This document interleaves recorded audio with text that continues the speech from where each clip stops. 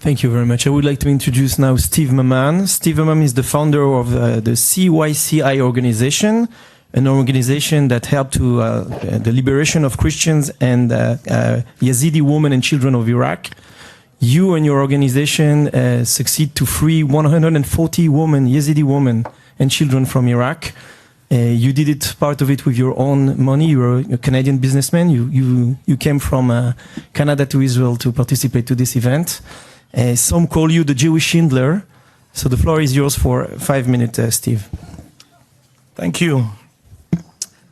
Members of Parliament, Shalit Almeron, Mr. Yair Lapid, Mr. Emmanuel Navon, Mr. Yossi Abravanel, my friend, distinguished guests, and friends, thank you for inviting me to this crucial session. I would like to start by sharing a text that I wrote years ago that deeply resonates with the challenges that our nation faces today. Know that everything that is happening to us today, as a nation or as Jews, is purely and only anti-Semitism, nothing else. Dear world, you murder us. You put us in ovens, you put us in gas chambers, you take away our dignity, you make us walk in the streets naked to shoot us in the back, like the cowards that you are. You are our neighbors. You watch this unfold impatiently so you can steal all our belongings. You perpetrate lies about us. You manipulate the news to make sure that the nations hate us. You destroy bank files so you could keep what is ours. You hide our art and you claim ownership to it, knowing it belongs to us. You know we are getting annihilated and pretend you don't know. You take your time to come to our rescue because somewhere deep inside you are enjoying this moment. You use a different standard to judge us. You're jealous of us. You wished we ceased to exist. You dare attack us after the Holocaust. You dare publish lies about our ownership to a land. You dare raise the level of hatred with your publications. You dare gang up against us at your headquarters. You dare use all of our intellectual properties in almost everything you own. You heel thanks to us. Your lives are surrounded by our inventions. Yet, you want us dead and gone. We are the Jewish people, descendants of Abraham, the people God chose. We are here to stay, and we decided long ago we aren't going to die so you could claim victory.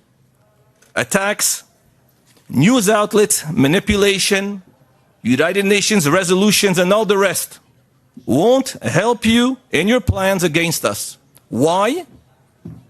Because I am that Jew.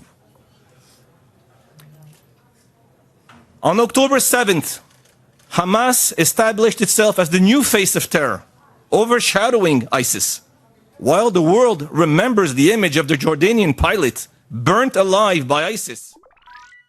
October 7th brought a new level of horror to dozens of Israelis that were burnt, mutilated, beheaded, raped at the hands of Hamas terrorists. I am Steve Maman, a simple Moroccan-born Jew known as what they call the Jewish Schindler, who documented and helped 25,000 Yazidis and Christian victims of ISIS, who freed 140 captives, Yazidi captives in Iraq, despite challenges and unimaginable obstacles. A Jew rescuing Yazidis and Christians in the Arab lands contradicted the media's narrative, which often portrays Jews as perpetrators rather than saviors. I became a problem for helping the innocent. Since October 7th, the media has suppressed your story, even going so far to claim it never happened, while others justified it as warranted resistance to Israeli oppression of the Gazans of Hamas. Someone tell me where children bound and shot to death with their guts cut out constitutes a warranted resistance? I want to know.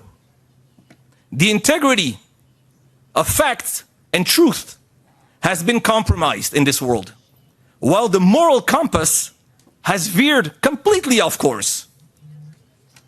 We live in a time where intelligent people are being silenced so that stupid people are not offended.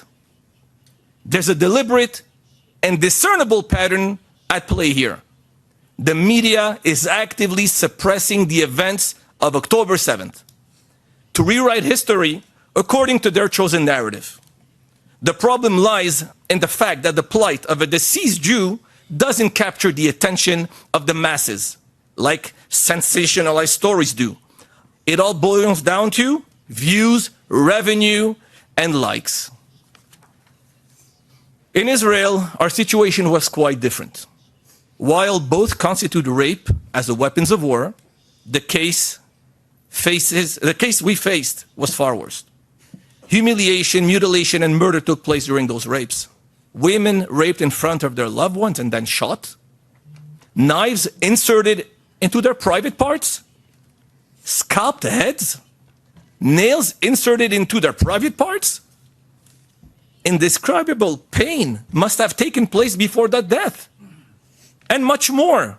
I've seen the actual photos and videos, thanks to Zaka, yesterday. Attacking innocent people and subjecting hostages to torture is not an act of freedom fighting, nor does it constitute a war worthy of collaboration from those who suppress the truth about such inhumane violence. Hamas's objective was to cause immense pain and suffering in pursuit of their jihad, allowing the horrors to be etched into our collective memory and history. Their successes ensured that this event will be recounted for generations to come. The global response to victims of radical Islam has consistently been one of silence, allowing such atrocities to continue unchecked, perpetuating the cycle of violence.